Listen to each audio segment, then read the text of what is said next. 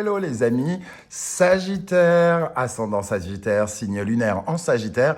Bienvenue pour cette guidance générale du mois de décembre 2021, la dernière guidance de l'année. Du moins la dernière guidance générale de l'année, pardon. Donc, je vous rappelle, comme d'habitude, qu'il s'agit d'un tirage général qui ne peut pas parler à tout le monde de la même façon. Donc, prenez les informations, les messages qui vibrent avec ce que vous vivez et laissez les autres messages qui ne sont peut-être pas pour vous. Vous pouvez également prendre les énergies de ces cartes et avoir votre propre lecture pour vous accaparer les messages qui vous correspondent le mieux. Je vous invite, comme toujours, à regarder la vidéo de votre signe ascendant et de votre signe lunaire pour avoir des compléments d'information.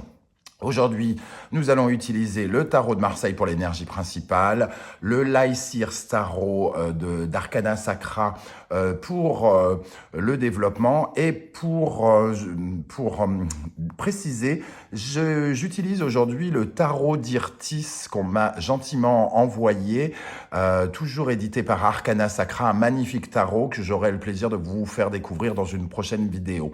Voilà, en tout cas, de très beaux de tarot et oracles pour vous aujourd'hui. On regarde les messages tout de suite. Quelle est l'énergie principale qui vous accompagne au mois de décembre, amis Sagittaires? Nous avons l'impératrice, une très bonne carte, puisque l'impératrice, c'est celle qui est reliée à son abondance, c'est celle qui est créatrice de son univers et de son monde. N'oubliez jamais que justement, vous êtes les créateurs de votre propre monde. Personne sur YouTube ou personne dans la vraie vie n'a à vivre à votre place, hein, d'une certaine manière. Avec l'impératrice, on se positionne correctement dans la vie, correctement dans sa vie professionnelle pour faire éclore les choses pour que les projets puissent naître. Avec l'impératrice, on est dans une sorte de prédisposition à créer ce que l'on désire. Et surtout, de toutes les manières, l'impératrice, c'est une carte de communication. Donc peut-être qu'il va y avoir ce mois-ci pour les Sagittaires d'importantes communications, d'importants coups de fil, d'importants messages qui pourraient apporter des nouvelles pour votre vie future. On va regarder avec le reste du tarot. On va commencer par l'énergie de ce qui vous préoccupe. Qu'est-ce que vous avez dans la tête en ce moment, les amis Sagittaires? Nous avons le 2 d'épée. Avec ce 2 d'épée, on nous parle de justement d'une façon de ne pas visualiser ces deux chemins ici. Il y a une forte forme de dualité, d'hésitation quant au chemin à prendre. Alors peut-être êtes-vous en train de vous poser des questions sur ce qui est juste pour vous, ce qui est juste dans une situation amoureuse, professionnelle ou autre. En tout cas, vous hésitez. C'est votre tête qui hésite. Peut-être que votre cœur a la réponse, mais votre tête ici, vos idées, puisqu'on est avec les épées, sont hésitantes. Vous ne savez peut-être pas encore tout à fait quel chemin prendre par rapport à ce qui vous est proposé. On va regarder tout de suite, l'énergie qui va avec, hein, qui précise. Donc, vos préoccupations avec l'as de bâton, le magnifique bâton de rouge à lèvres de Mademoiselle Irtis, qui représente les bâtons, donc. Avec ce bâton de rouge à lèvres, entre guillemets, le 2 d'épée, ça nous parle bien d'un projet, de la naissance d'un projet, de quelque chose qui est nouveau, puisqu'on est avec l'as. Donc, il y a une certaine forme d'hésitation. J'y vais pas, quoi, entre guillemets, hein, d'une certaine manière. C'est est-ce que c'est intelligent d'y aller? Est-ce que c'est intelligent de ne pas y aller? Comment je fonce aussi, peut-être? Est-ce que je dois prendre plutôt ce chemin-là ou plutôt ce chemin-là pour aller dans la direction de ce nouveau projet? Maintenant, on va regarder ce qui vous aidera au mois de décembre, amis Sagittaires. Donc, nous avons l'excellente carte du 10 de coupe qui nous parle de festivité, de bonheur, de quelque chose qui pourrait vous apporter de la joie en famille. Avec l'impératrice, en plus, j'ai comme le sentiment que vous pourriez avoir de très bonnes nouvelles, des bonnes nouvelles de quelque chose ou de quelqu'un qui pourrait peut-être amorcer ce nouveau projet ou en tout cas vous donner une certaine forme d'espoir, parce que ici on commence à réfléchir à comment on fait, comment on y va, est-ce qu'on y va, est-ce qu'on n'y va pas. Donc il peut y avoir de très jolies nouvelles avec le 10 de coupe, c'est ce qui vous aide en tout cas. Donc il pourrait y avoir une certaine forme de réjouissance, peut-être des festivités même, hein. On va préciser avec le tarot d'Irtis, le 6 de bâton qui nous confirme. Avec le 6 de bâton, on nous parle véritablement d'un succès, d'une victoire, de quelque chose qui, entre guillemets, s'accélère. Le 10 de coupe et le 6 de bâton, deux très belles énergies de victoire, de succès. Donc, il y a fort à parier que quelque chose arrive dans votre direction pour vous apporter... j'ai envie de dire soulagement, comme si peut-être soit vous l'attendiez, même si la papesse n'est pas apparue pour l'instant, mais en tout cas, je ressens une certaine forme de soulagement. Peut-être un combat mené, peut-être quelque chose que vous essayez de mettre en place, ce nouveau projet, et tout à coup, vous avez la possibilité d'avoir des nouvelles, d'avoir quelque chose qui vous réjouit. Qu'est-ce qui va vous freiner ? Le 8 de bâton, peut-être que justement ça se précipite un peu beaucoup, ça va peut-être un peu vite pour vous. Le 8 de bâton, c'est une énergie, un peu de rapidité, de choses qui arrivent très très vite, qui ne nous laissent peut-être pas tout à fait le temps de réfléchir, et c'est justement pour ça qu'on hésite, est-ce que je fais, est-ce que je fais pas, avec le 2 d'épée. Le 8 de bâton en obstacle, entre guillemets, en frein, en tout cas vient... vous inviter à faire attention à la précipitation, hein, quelque part. Et aussi, peut-être, avec le 8 de bâton, ça peut aussi nous parler que vous n'êtes peut-être pas très à l'écoute des synchronicités, des signes que l'on vous envoie, et que vous n'avez peut-être pas compris certains messages qu'on vous avait envoyés qui vous permettraient peut-être de ne plus hésiter, entre guillemets. Avec le 8 de bâton, nous avons le 9 d'épée qui, lui, correspond à cette énergie, entre guillemets, d'insomnie, la difficulté à dormir, parce que justement, tout se précipite un peu dans la tête. Ici, les choses se précipitent, et ici, avec le 9 d'épée, c'est un peu comme si tout se précipitait dans la tête. On essaye de faire le vide, on essaye de s'endormir, mais tout revient à la surface. Qu'est-ce que je fais? Pourquoi? Comment? Qu'est-ce que je dois préparer? Est-ce que je dois en parler à ceci, à cela? Donc, il y a une certaine forme de nervosité qui peut se faire ressentir même jusque dans votre sommeil. Et le 8 de bâton et le 9 d'épée, puisqu'on parle un peu ici des signes, des synchronicités, des rêves, et ici du 9 d'épée, peut-être que vous recevez des messages par le biais de vos rêves, de vos nuits, et que vous ne savez pas véritablement les décoder, les entendre, et qui pourraient justement peut-être vous aider à prendre une décision, à choisir votre camp et à choisir l'endroit où vous voulez aller. C'est un peu comme si vous hésitiez sur le chemin à prendre. D'un point de vue sentimental et relationnel, on va voir peut-être si ça résonne dans ce sens, hein. Alors, dans le relationnel et le sentimental, on a le 2 de pentacle, on retrouve l'énergie du 2 qui nous parle encore une fois de dualité. Qu'est-ce que je fais concrètement? Voilà, une sorte d'hésitation. Qu'est-ce que je fais? Qu'est-ce que je mets en place concrètement dans ma vie relationnelle et amoureuse? Avec le 2 de pentacle, il y a une sorte de rivalité entre deux activités, entre deux choses. Peut-être que vous êtes trop occupé à quelque chose pour vous épanouir dans votre relationnel.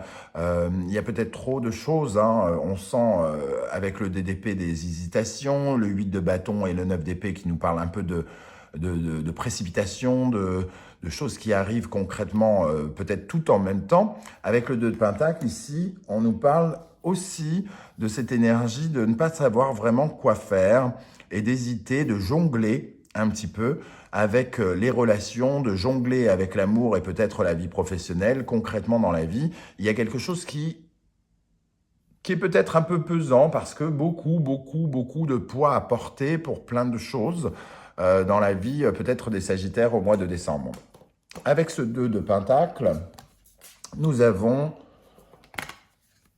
la très très belle énergie du fou, ici, où on voit ce personnage nous montrer l'univers ici, hein, du bout du doigt, le fou qui ne sait plus très bien, comment dire, c'est quelqu'un qui a envie d'être libre. Alors il y a une hésitation peut-être, qu'est-ce qu'on fait concrètement dans notre relationnel pour, euh, pour nous défaire de, de nos liens, de nos chaînes, de notre passé quelque part. Parce que le fou, c'est celui qui tourne une page un peu, hein, qui part sur, sur une nouvelle étape de sa vie, tout en peut-être laissant des choses derrière lui, en acceptant de laisser des choses derrière lui. Alors peut-être justement, ici, dans le relationnel ou le sentimental, vous ne savez, vous hésitez encore sur ce à quoi vous devez tourner le dos. Mais en tout cas, vous avez vraiment, véritablement envie de vous libérer et de vous libérer de quelque chose, de laisser derrière vous quelque chose et peut-être que vous ne savez pas encore qui, quoi, comment. Et il y a de fortes chances avec l'impératrice quand même, qui travaille pour son épanouissement, hein, que vous compreniez des choses. Et en plus, ici, vous avez peut-être d'excellentes nouvelles qui vont venir un peu précipiter les choses et vous aider à vous libérer justement de ce poids que je ressens relationnel, à qui on tourne le dos ou comment on aborde les relations d'une façon nouvelle au mois de décembre. D'un point de vue professionnel, nous avons l'énergie du pendu. Alors, il y a quelque chose qui est peut-être un peu à l'arrêt, bloqué, ou alors il n'y a pas beaucoup, en tout cas avec le pendu, il n'y a pas beaucoup de nouveautés, on va dire. Soit c'est bloqué, ou soit il n'y a pas grand-chose à dire. C'est-à-dire que tout se passe comme d'habitude, il n'y a pas comment dire, il n'y a pas de... Oui, ni de nouveauté, pour reprendre le même mot que je viens de dire, parce que je cherche mon mot, mais je ne trouve pas. Et il n'y a pas de fantaisie, j'ai envie de dire, pas de fantaisie. Ou alors, quelque part, vous lâchez un peu prise avec cette carte du pendu et que ça vous permet, on voit bien cette possibilité d'avoir un regard différent sur le monde professionnel. Ce pendu pourrait nous parler aussi d'un changement de point de vue dans votre monde pro ou matériel. Avec ce pendu, ce qui va être important, 2 arcanes majeurs avec le grand prêtre. Vous avez compris que je tire aujourd'hui avec toutes les cartes, hein, toutes les lames. Le pendu et le prêtre, ici, il y a comme une sorte d'attente, comme une sorte de blocage peut-être par rapport à une solution, par rapport à une clé que l'on attend. Cette clé peut prendre la forme de l'écriture, comme on voit sur cette illustration, donc une signature ou quelque chose comme ça. Le grand prêtre aussi nous parle peut-être de conseils, d'obtenir des conseils par rapport à la vie professionnelle. Alors, quel genre de conseils vous pouvez avoir? D'un avocat pour certains, par rapport à une situation bloquée. Quel genre de conseils vous pourriez avoir? Peut-être financier, puisque on est dans le domaine professionnel et matériel. Vous attendez peut-être un crédit, une réponse en tout cas de crédit. Et ici, l'impératrice nous parle de nouvelles, hein. Donc, elle peut peut-être venir apporter la signature tant attendue. Le grand prêtre, en tout cas, nous parle d'une conclusion heureuse, d'une avancée, d'une progression par rapport à quelque chose qui est bloqué avec le pendu. Donc, c'est plutôt cool, on va dire, hein. Moi, je ressens ça plutôt bien. Même si ça n'a rien à voir, cette ligne est très jolie. Il y a peut-être quelque chose qui se débloque par rapport à un nouveau projet professionnel pour certains. Quitte à devoir peut-être tourner le dos à d'anciens collègues, à d'anciens relationnels, peut-être que l'on part loin, hein, par exemple, même si pour l'instant on n'a pas de véritable carte d'évasion, un petit peu avec le 8 de bâton. Ici, en tout cas, voilà, il peut y avoir quelque chose au niveau du professionnel qui a une incidence au niveau du relationnel pour certains d'entre vous. Peut-être que vous avez du mal à tourner le dos à vos anciens collègues alors que vous recevez une nouvelle proposition, par exemple, d'emploi, de quitter cet emploi pour aller ailleurs. Ou de quitter des amis parce que vous attendez une mutation ou quelque chose comme ça, une réponse, une solution à votre blocage. Dans le domaine spirituel, psychologique, qu'est-ce qui se passe? Nous avons le 4 de Pentacle qui nous parle d'un sentiment de sécurité. On essaye de sauver ses acquis avec ce 4 de Pentacle. Ici, on voit cette femme protéger son porte-monnaie, mais de façon plus générale, ce porte-monnaie représente nos acquis, nos valeurs, ce que l'on a peut-être construit de par le passé. On ne voudrait pas les voir soit disparaître, soit détruits. Donc, on essaye de se protéger. On est un peu sur une certaine forme de méfiance, de prudence, dans le bon sens du terme. C'est-à-dire, on essaye de se sécuriser, de sécuriser notre environnement, de sécuriser nos proches, et de ne pas, de ce fait, commettre d'erreurs. C'est d'où cette hésitation, d'où ce conflit un peu permanent que vous ressentez ici avec le 2 d'épée et le 2 de Pentacle. Psychologiquement, avec le 4 de Pentacle, nous avons le chevalier de bâton qui nous parle bien de ce projet ici. On a envie de sécuriser ce qui a besoin d'être sécurisé. On ne veut pas peut-être avancer comme un chien fou. On retrouve ici ce fou, justement. Il y a quelque chose ici où on est sur une certaine réserve. On ne veut pas se lancer n'importe comment dans un projet. On ne veut pas faire n'importe quoi. Il n'est pas question de ruiner ses chances. Il n'est pas question, de laisser passer sa chance non plus. Mais justement, on essaye peut-être de sécuriser son côté un peu fougueux, un peu enthousiaste. Ici, il y a de l'enthousiasme avec le chevalier de bâton. C'est celui qui fonce avec ardeur, qui est enthousiaste, qui est passionné par quelque chose. Et on voit une sorte peut-être de conflit entre les deux. On est très passionné par quelque chose, on a très envie de quelque chose, mais il n'est pas question de faire n'importe quoi avec ce 4 de Pentacle. Comment va se conclure ce mois? Comment vous allez avancer vers le mois de janvier 2022? Nous avons le 2 de bâton, encore une fois, des 2 et des 2.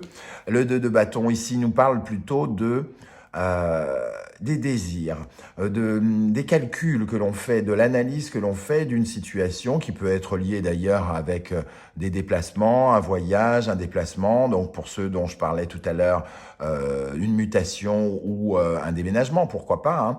Ici, on a envie, on va commencer à pouvoir se projeter en choisissant les options qui sont à notre portée. Est-ce qu'on fait plutôt ça ou est-ce qu'on fait plutôt ça? Est-ce qu'il serait préférable de faire ceci tel jour ou est-ce que c'est préférable de le faire le samedi? Est-ce que... voilà, en fait, ces 2 bâtons représentent des options et vous êtes en train de faire vos petits calculs, faire votre... d'essayer de chercher vos repères comme un architecte qui décide de mettre plutôt un mur sur la droite que sur la gauche pour ne pas se couper de la lumière, par exemple. Donc, vous faites des choix parmi toutes les options qui sont devant vous. Et avec ce 2 de bâton, la superbe étoile qui nous parle du chemin à prendre, qui nous montre la route. Il y a quelque chose qui se libère, hein, j'ai le sentiment, avec l'impératrice en ouverture, ces nouvelles peut-être de 10 de coupe et 6 de bâton, ce succès qui arrive vers nous.